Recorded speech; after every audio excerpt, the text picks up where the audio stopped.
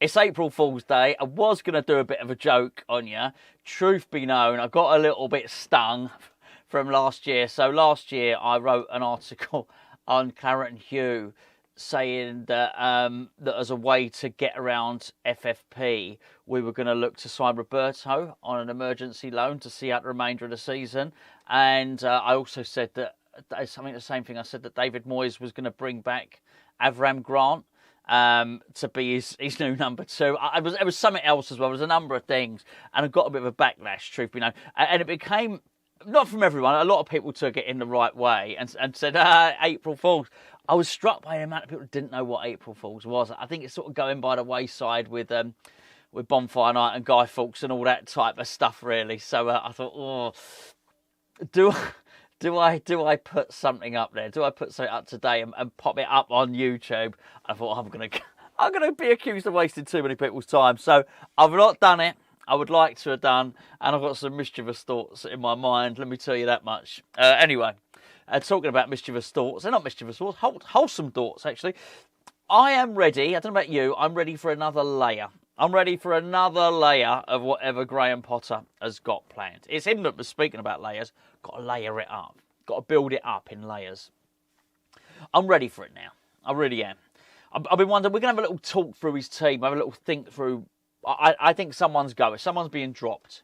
So I don't think he's going to go gung-ho. I really don't. I think someone's getting dropped. I think I can probably guesstimate who is going to stay in the team. We'll do that. A little bit of fun in a second. In terms of his layers, I think he's coming. You need to sort out the defence. I think he's done it. I really do.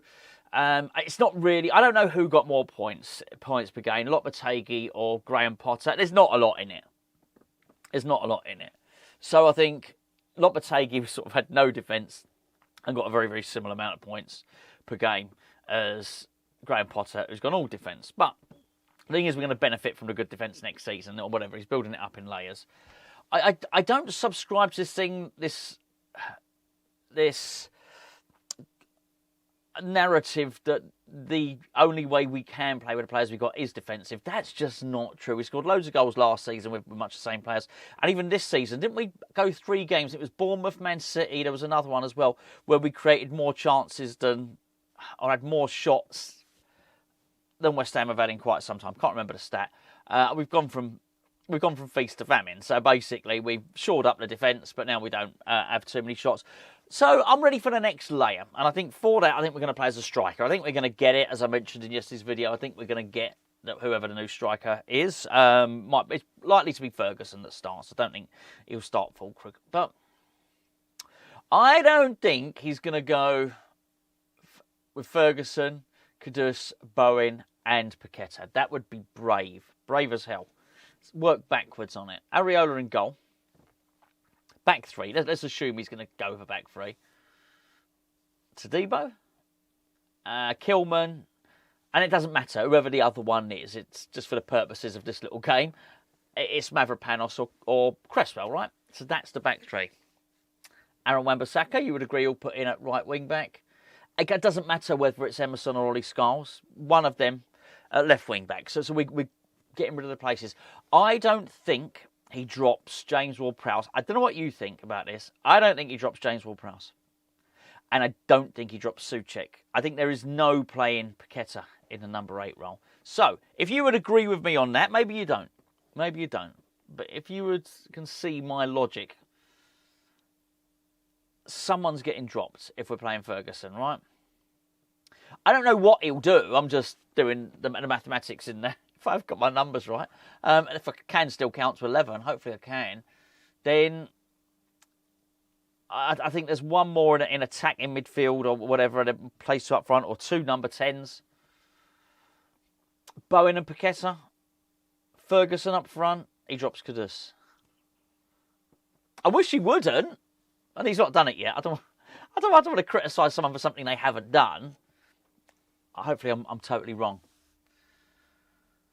Talking to Gio about it, actually, Gio was, I don't know if he's covered it in one of his videos, but I don't know, he actually didn't. He did a video about Todibo. So I was on the phone to Gio yesterday morning, and he was talking about Potter's press conference, which obviously I discussed, but I only discussed it from an Evan Ferguson, a striker perspective. But he's basically said, Wolves is one of the toughest away games or something like that. No easy games, tough away game. And Gio made the point, well, actually, that's not true at all. You're playing Wolves away. They're crap. This is one to go for it.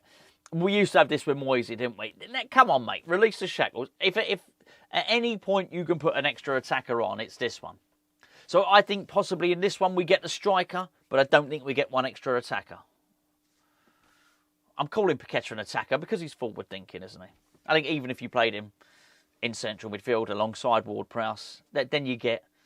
He's not going to be looking backwards, is he? He's going to be looking forward to try and play in the runners. I think that causes them all types of bother. I think if you've got Paqueta next to Ward-Prowse and actually ahead of him, he's looking at whatever, Ferguson, Bowen and Kudus.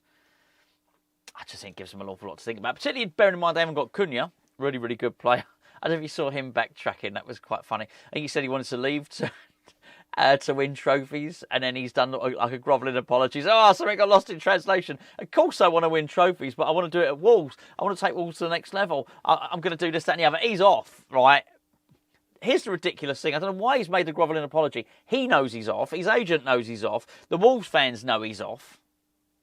And I was watching it on Sky Sports. Sky Sports know he's off. Yeah, they were just sitting there all, got their papers and, just reporting. Cunha has pledged his future to Wolverhampton Wanderers. You don't believe that. No one believes that. No way. Anyway. They're without Cunha. Their best player. Yeah, he's their best player. Fair enough. And I'd love him at West Ham, by the way. He could go on the bench as well. I don't blame him. I don't blame Potter for playing Souček. Obviously, scored an absolute beauty against Everton, didn't he? Don't blame him for playing James Ward-Prowse in many respects because he's done really well for him since he's come in. But I just hope we get a little bit of entertainment. And I think that's the thing. That's the thing. We got to the point where he had the game against... So, hold on. Game against Everton was his 10th game, right?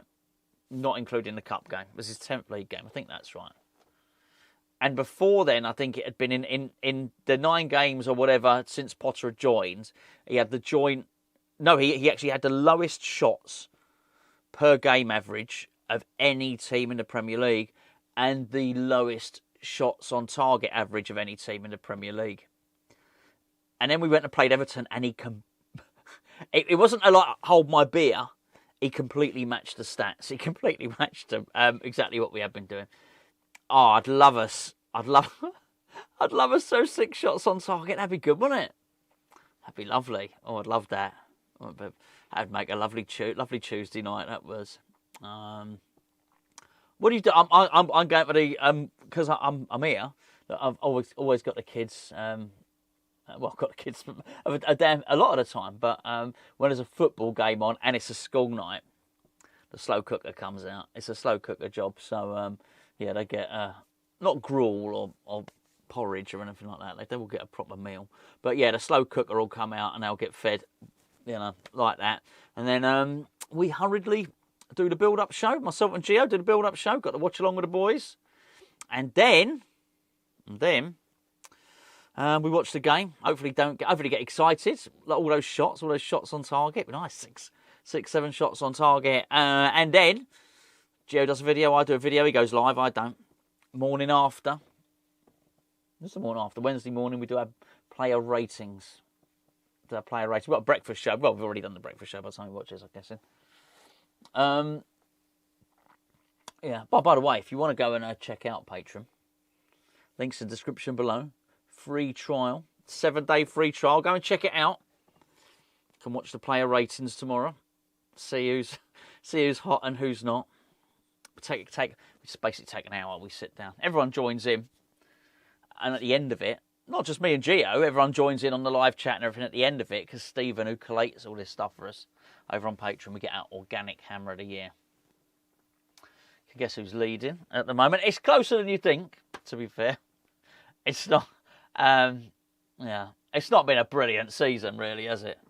It's not. This is not the season you want to win Hammer of the Year. It's like when Scott Parker won the Player of the Year. Was it Football Writers or was it the PFA Player of the Year? Whatever it was, he won the Player of the Year when we got relegated. That's not when you want to win Player of the Year.